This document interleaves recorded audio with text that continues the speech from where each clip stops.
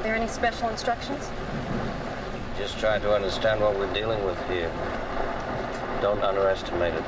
Michael Myers is one of the most recognizable horror movie villains of all time, and is one of my favorite fictional characters. If horror had a shonen jump style big three, he'd easily be up there right next to Freddy Krueger from Nightmare on Elm Street and Friday the 13th's Jason Voorhees. Although it wasn't the first slasher film, Halloween paved the way for many other big names in the genre. Being one of the first of its kind, it showed us a bunch of the tropes we see today. Like the final girl, who makes it to the very end of the movie, outlasting all of her friends.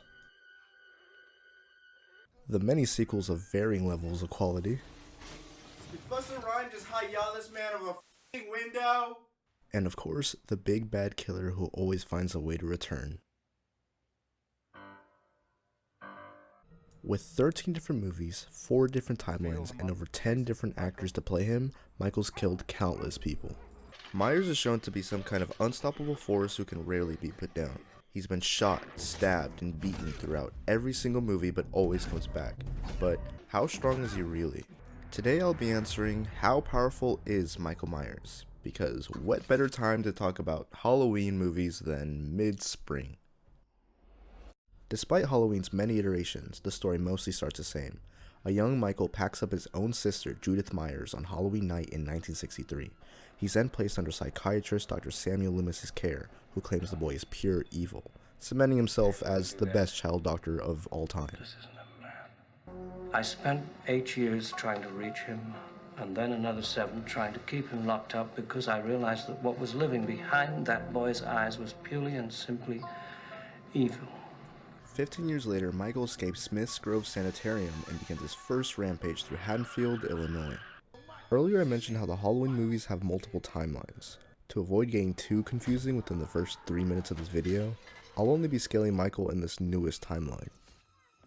So that means the original Halloween in 1978, Halloween 2018, which takes place 40 years later, as I'm sure you could have guessed, Halloween kills, and Halloween ends.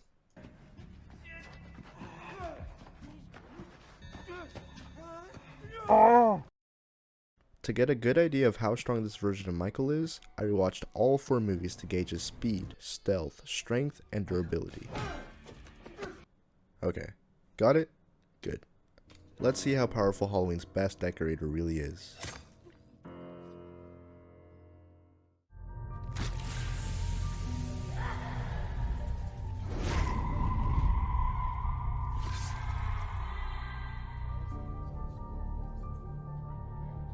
It is the essence of evil. We can start with the least impressive of his stats, his movement speed, since he quite literally walks everywhere. It's almost as if he tries to make it a point to only slowly walk around, since not once has he broke off into any sort of sprint, even if it would make sense to, like being in immediate danger or chasing after someone, preferring to take damage head on and quietly close in on his victims respectively. He is capable of moving quickly in short bursts though, regularly blitzing people who didn't previously know he was there. He does seem to disappear from sight between shots in the movies, but nothing I've mentioned couldn't be replicated by your average human. Some people claim Michael's able to teleport, but I'm not convinced, especially in this more grounded timeline, where Michael's paranormal aspects are left ambiguous at best. We get multiple scenes of him just walking, including a really cool, uninterrupted shot of him going around killing people in Halloween 2018, and another shot of him walking around trying to find Lindsay in Halloween Kills, instead of, just blinking to her exact location. Slightly more impressive is his reaction speed. He's able to catch or dodge full swings from attackers on multiple occasions. He's caught knife attackers by the wrist, including Allison and Lori. He's also reacted to people aiming guns at him, quickly acting accordingly, usually being able to disarm them or redirect the incoming shot. This by no means puts his reaction speed at supersonic levels, since he isn't dodging bullets after they're fired, but it's impressive nonetheless. An underrated part of Michael's kit is his stealth. A man of his size should not be able to move nearly as silently as he does.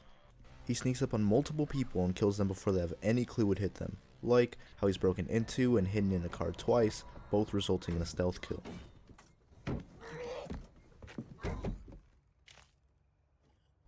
He regularly enters people's homes without anyone noticing until he attacks, going from house to house without getting caught until he decides to reveal himself. His most impressive stealth feat is when he kills Karen at the end of Halloween Kills. The house should be completely empty, and aside from the commotion outside, it should be relatively quiet inside.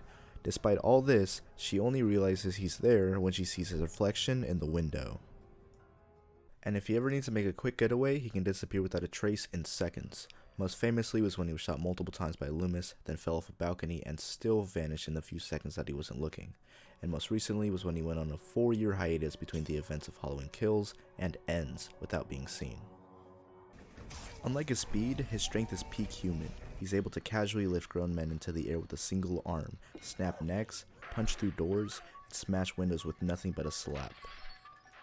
After just waking up in a cop car, he's able to easily kick over the practitioner separating the back seat from the front seat and get out. He decapitates people off screen with nothing but a kitchen knife, but to avoid being put on some kind of list, I won't be looking up the force needed to do this. It's around this much if he did it in one swipe. He lifts a counter off the floor to reveal a safe room which can weigh around 200 pounds, but it wouldn't be a stretch to assume it weighs more because of the changes Laurie made to it. He's able to one-shot multiple firefighters in just a few seconds, easily being able to stab them through all the gear that they're wearing with their own tools. And in that same fight, he casually walks through a fire hose which can easily topple people over. His most impressive on-screen strength feat is when he completely stomps a man's head in. A human skull can break with about 75 newtons of force, but can take over 5,400 newtons to absolutely hydraulic press his head in the way Michael did. And just to put that into perspective, that's like getting slapped in the face by 2.5 sledgehammers. He also pulled off similar feats in the next movie twice, first with his bare hands by squishing a dude's face in, and the other on Tommy with his own bat, even breaking it in the process. He's generally overpowered everyone in a one-on-one until Halloween Ends, where he's severely weakened. Even then, he gives Corey a good fight, who's affected by whatever evil cursed Michael, or whatever. So, he's implied to be as strong, or at least nearly as strong as him as he kills more and more, even being able to copy Michael's best strength feat and give this girl the Pedro Pascal treatment. Even more impressive than his strength is his supernatural durability and stamina. He's able to shrug off countless stabs, gunshots, and punches with absolutely no issue. Again, till the last movie. He took a pre-nerfed decisive strike to the eye and chest from Laurie and was shot 6 times by Loomis in the original movie and was still able to overpower a cop just minutes later. He takes a full crowbar swing to the face by Aaron as a 60-year-old man and is completely unaffected. He's also shot through the shoulder by Laurie, but it obviously doesn't hinder him whatsoever. He's hit by a car, but it's hard to tell exactly how fast it was going. Since most speed limits in residential areas are 25 miles an hour and he sped up, he was likely going at least 40. The car used for the movie was a Chevy Tahoe, which can weigh around 5,500 pounds. This means Michael was hit by around 20,000 newtons of force in the scene, but this did knock him out for a while. In the climax of Halloween 2018, he gets his finger shot off by Laurie, and he's shot directly in the face by Karen using a hunting rifle, the latter of which only makes him flinch. In the next movie, he's hit in the head with a sack of bricks twice, which barely staggers him. Lindsay only got away since she was able to mess with his mask. There's a good time to mention a weakness of his, if you can call it that. If you're somehow able to take his mask off, he seems to drop everything to get it back. Lindsay and Laurie used it to get away, and Karen used it to get him jumped. Speaking of which, his craziest durability feat was in Halloween Kills, where in the span of about 15 minutes he was stabbed multiple times in the gut by Allison, stabbed in the back with a pitchfork by Karen, then beat down, stabbed, sliced, and shot 5 times by a mob, only to get back up and kill all of them. Keep in mind that Halloween 2018 Kills takes place on the same night. He really took on over 15 dudes all at once on Halloween night. A feat so impressive it's only been replicated by your girlfriend. But this did weaken him as seen in the next movie where he loses to Laurie and is finally able to have his throat slashed and is crushed by a metal shredder. Despite his insane feats of enduring nearly everything thrown at him, he's not invincible. Michael Myers became the real-life boogeyman for the residents of Haddonfield for over 4 decades.